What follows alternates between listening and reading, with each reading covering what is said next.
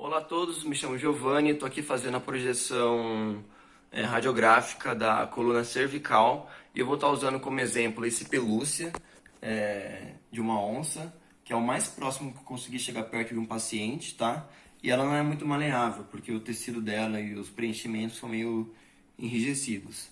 Eu tentei fazer com a minha cachorra, só que não deu muito certo, por isso eu vou estar usando ele como um exemplo. Tá, agora a gente passando para o chassi, eu queria deixar claro a importância do uso de EPIs, tá? É uma coisa muito importante porque a gente vai estar tendo um contato direto com a radiação. E eu não estou usando aqui, obviamente, por se tratar de uma demonstração, mas é sempre bom a gente ressaltar a importância desse tipo de equipamento, tá? Outra coisa que é bom a gente destacar também, que é por se tratar de uma lesão cervical, o animal vai estar sentindo muita dor. Então é muito bom a gente fazer todo esse procedimento aqui com ele sedado ou anestesiado e ainda assim com muito cuidado, tá? A primeira coisa que a gente deve fazer é deixar o animal em decúbito lateral direito e a gente já vai conseguir notar que a coluna não fica paralela com o chassi, tá? Isso ocorre devido à espessura do tórax, né, que é um pouco mais espesso do que o crânio. A gente pode corrigir isso da seguinte maneira. Se for um animal pequeno, a gente pode usar simplesmente a mão e elevar a cabeça. Ou então em animais um pouquinho maiores, a gente pode estar usando toalhas ou até mesmo espumas. A gente coloca aqui embaixo do crânio. Em alguns casos, a gente pode colocar embaixo do pescoço também.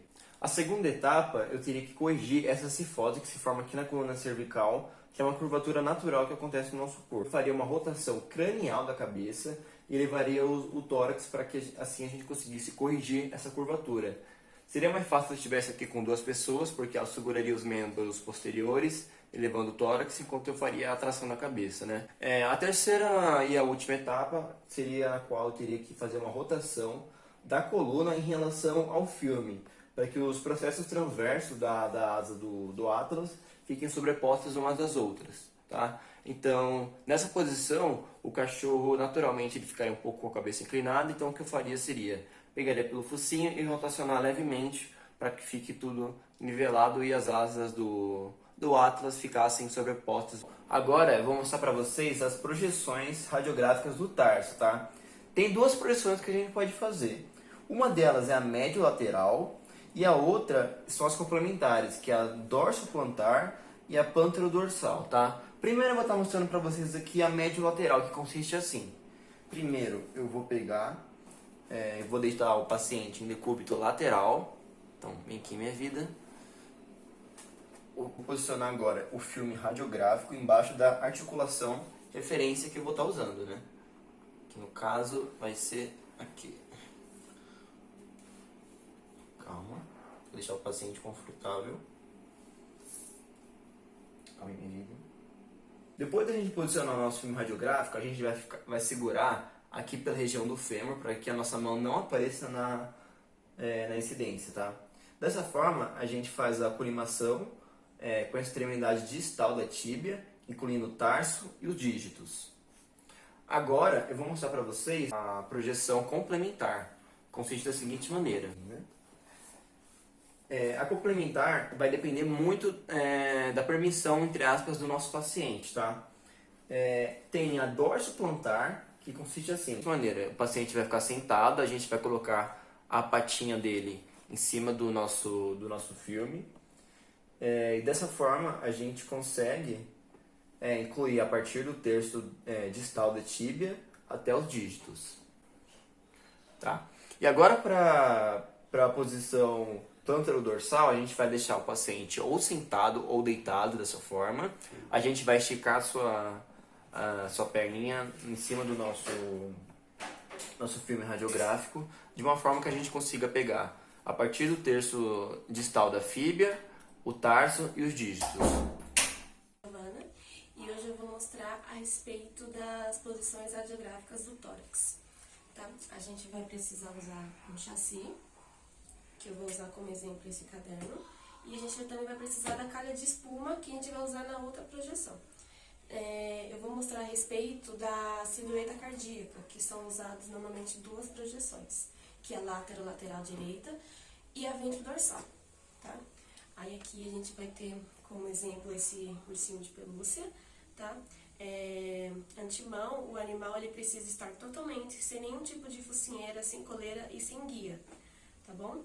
A primeira projeção, o primeiro decúbito que a gente vai usar é a lateral direita, tá bom? O animal ele vai precisar estar assim, aqui em cima do chassi.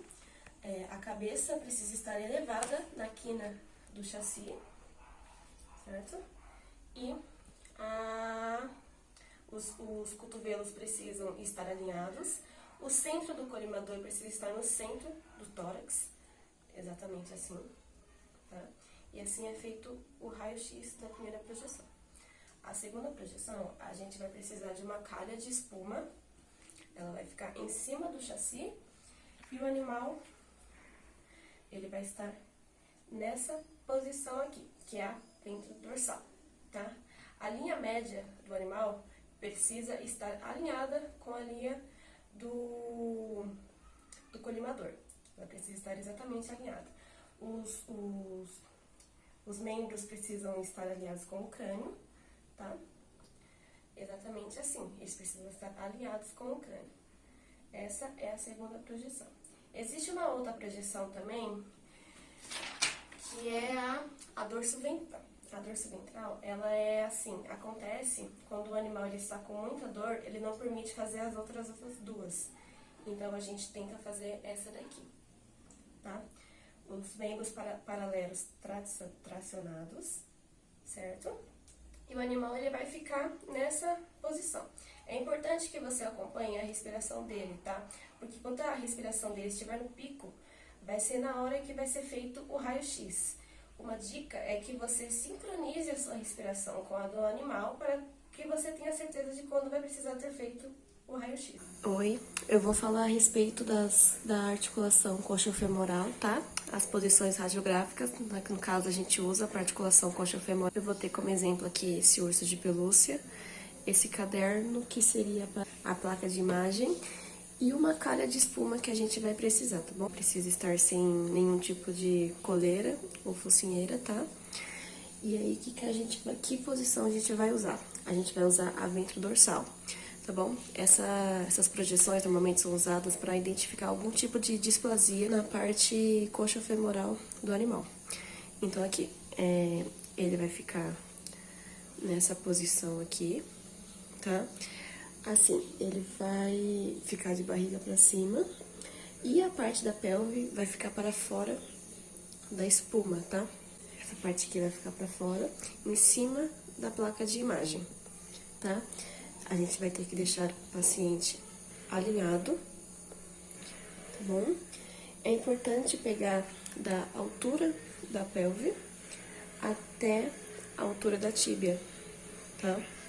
E aí, o posicionamento, que não é o caso, o posicionamento da cauda, ele precisa estar alinhado reto pra cá, tá? Porque senão ele acaba atrapalhando. A gente vai fazer uma leve rotação dos membros torácicos, tá?